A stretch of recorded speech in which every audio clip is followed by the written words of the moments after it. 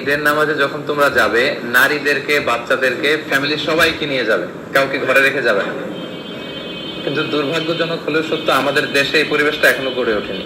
আমাদের স্কলাররা মনে করেন যে ফিতনা হবে। ঈদের 2-3 দিন আগে শপিং মলগুলোতে হাঁটা যায় না নারীদের কারণে।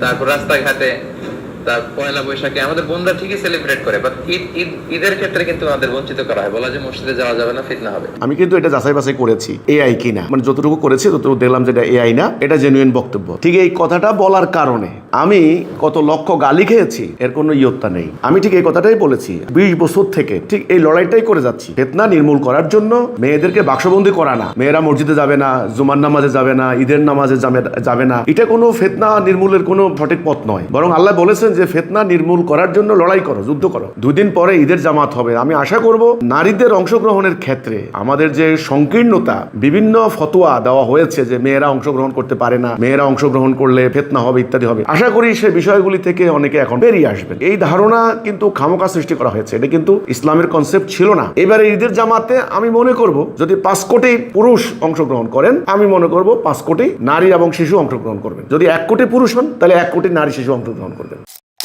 আউযুবিল্লাহি মিনাশ শাইতানির রাজিম, বিসমিল্লাহির রহমানির রহিম। সম্মানিত ভাই ও বোনেরা, আর ঠিক 2 দিন পর সারা বাংলাদেশে ঈদ উল ফিতরের অনুষ্ঠান হবে, ঈদের জামাত অনুষ্ঠিত হবে, সবাই ঈদ উদযাপন করবেন। তো আমি আজকে যে বিষয়টি নিয়ে কথা বলবো, বিষয়টির আগে বাংলাদেশের অন্যতম সুপরিচিত একজন বক্তা মিজানুর রহমান আজহারি, উনার একটা সংক্ষিপ্ত একটা বক্তব্য দেখাচ্ছি। বক্তব্যটি সম্ভবত 5 থেকে 6 বছর আগে আপলোড করা, তবুও যেহেতু প্রাসঙ্গিক, আমি কিন্তু এটা যাচাই বাছাই করেছি এআই কিনা, মানে যতটুকু করেছি ততটুকু দেখলাম যে এটা এআই না, এটা জেনুইন বক্তব্য। তো তিনি 5-6 বছর আগে দিয়েছেন, আজকে যেহেতু এটা প্রাসঙ্গিক আমি আবার দেখাচ্ছি, দেখেন। ইসতিসহাবুন নিসা ওয়াল আতফাল ওয়াস সিবিয়ান হাত্তাল হুইয়াব।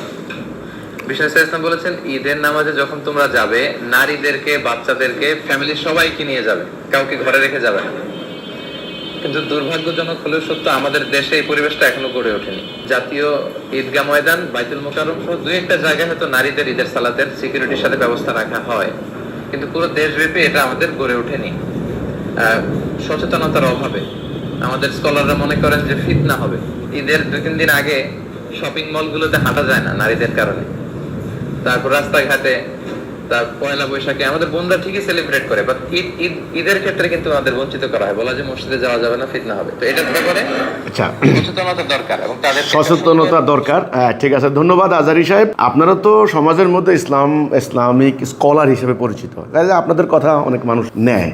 ঠিক এই কথাটা বলার কারণে আমি কত লক্ষ গালি খেয়েছি এর কোনো ইয়ত্তা নেই। আমার বিরুদ্ধে অভিযোগ করা হয়েছে আমি নাকি মেয়েদেরকে বেপরদা করে রাস্তায় নামিয়ে দিয়েছি। আমি ঠিক এই কথাটাই বলেছি, 20 বছর থেকে ঠিক এই লড়াইটাই করে যাচ্ছি। এটা বলতে পারেন একটা সাংস্কৃতিক লড়াই, একটা দৃষ্টিভঙ্গি পরিবর্তনের লড়াই, একটা আকীদা পরিবর্তনের লড়াই। নারীদের সম্পর্কে এই যে আমাদের দৃষ্টিভঙ্গিটা, এটা কিভাবে হলো, কারা করলো, এটা কি ইসলাম? মিজানুর রহমান আজহারি সাহেব যে কথাটা বলেছেন যে আমাদের স্কলাররা মনে করেন ফিতনা হবে, এটা কিন্তু সম্পূর্ণ ভুল। ফিতনা নির্মূল করার জন্য, আমি কিন্তু আগেও বলেছি, ফিতনা নির্মূল করার জন্য মেয়েদেরকে বাক্সবন্দি করা না, মেয়েরা মসজিদে যাবে না, জুমার নামাজে যাবে না, ঈদের নামাজে যাবে না, এটা কোনো ফিতনা নির্মূলের কোনো মানে সঠিক পথ নয়। বরং আল্লাহ বলেছেন যে ফিতনা নির্মূল করার জন্য লড়াই করো, যুদ্ধ করো। তো নারী এবং শিশু তাদেরও অধিকার আছে, তারা মসজিদে যাবে, জুমার নামাজে যাবে, ঈদের নামাজে যাবে। তো আমি আজকে ওনার এই বক্তব্যটা যদিও অনেক পুরনো বক্তব্য আমি আজকে পেয়েছি, আমি আজকের এই প্রসঙ্গটা কিভাবে আনলাম, 2 দিন পরেই কিন্তু সারা বাংলাদেশে কিন্তু ঈদের জামাত হবে, লক্ষ লক্ষ মুসলমান ঈদের জামাতে অংশগ্রহণ করবেন। আমাদের হিজবুত তাওহীদ আন্দোলনের হাজার হাজার কর্মী, লক্ষ লক্ষ সমর্থক, শুভাকাঙ্ক্ষী, তারাও কিন্তু বিভিন্ন জায়গায় ঈদের জামাতে অংশগ্রহণ করবেন। আমাদের আন্দোলনের ব্যবস্থাপনায় অন্তত 1/2 শতাধিক জামাত হবে সারা বাংলাদেশে, রাজধানী থেকে শুরু করে সারা বাংলাদেশে 1/2 শতাধিক জামাত হবে আমাদের হিজবুত তাওহীদের সদস্যদের সরাসরি ব্যবস্থাপনায়। তো আমরা কিন্তু এটা নিশ্চিত করি আমাদের যারা নারী সদস্য, আপনারা দেখবেন তাদের শিশু সন্তান সবাইকে নিয়ে আমরা আসতে বলি এবং সেখানে আমরা নিরাপত্তা নিশ্চিত করি। আমাদের জামাতগুলিকে নারী শিশু অংশগ্রহণ করেন, মেয়েরাও খুতবা শুনেন। হাদিসে আছে, বুখারী শরীফের হাদিস, ঈদের জামাতে আল্লাহ রাসূল যখন বক্তব্য রাখলেন তখন তিনি বুঝতে পারলেন যে মেয়েরা ভালো করে ওনার কথা শুনেনি। তিনি আবার উঠে গিয়ে তিনি আরেকটা খুতবা দিলেন, দ্বিতীয় খুতবা দিলেন মেয়েদের উদ্দেশ্যে। হাদিসে বর্ণনা আসছে মেয়েরা খুতবা শুনে এতটাই মানে উজ্জীবিত হলেন, হাতের বালা, কানের দুল, মানে সোনার গহনা তারা খুলে খুলে দিচ্ছেন। হযরত আবু হুরায়রা থেকে বর্ণিত হাদিস, তিনি আস্তিনে করে সেগুলো কালেকশন করছেন, মানে দান করছেন মেয়েরা। তো আমি যে কথাটা বললাম বা বলার চেষ্টা করছি, 2 দিন পরে ঈদের জামাত হবে, আমি আশা করব নারীদের অংশগ্রহণের ক্ষেত্রে আমাদের যে সংকীর্ণতা, বিভিন্ন ফতোয়া দেওয়া হয়েছে যে মেয়েরা অংশগ্রহণ করতে পারে না, মেয়েরা অংশগ্রহণ করলে ফিতনা হবে ইত্যাদি হবে, আশা করি সেই বিষয়গুলি থেকে অনেকে এখন বেরিয়ে আসবেন। এই ধারণা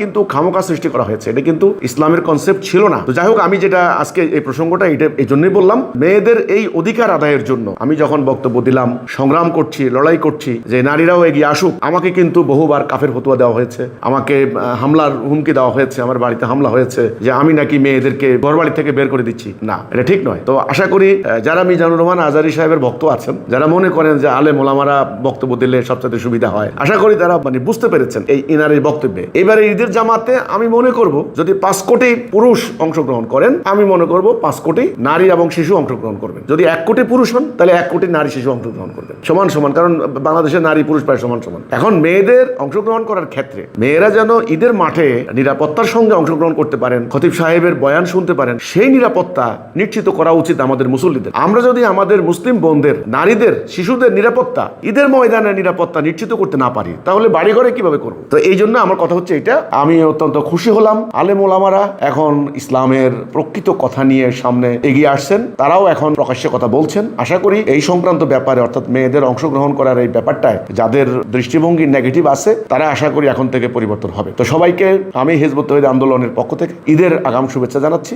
সবাইকে ঈদ মুবারক। আমি আশা করব আগামী হয় শুক্রবারে হবে অথবা শনিবারে হতে পারে, বাংলাদেশে ঈদের জামাতগুলিতে রাজধানী ঢাকা থেকে শুরু করে গ্রাম অঞ্চল পর্যন্ত সকল জায়গায় আমাদের বোনেরা, মায়েরা, বোনেরা, মেয়েরা তাদের সন্তানদেরকে নিয়ে, শিশুদেরকে নিয়ে ঈদের ময়দানে আনন্দের সঙ্গে অংশগ্রহণ করবেন।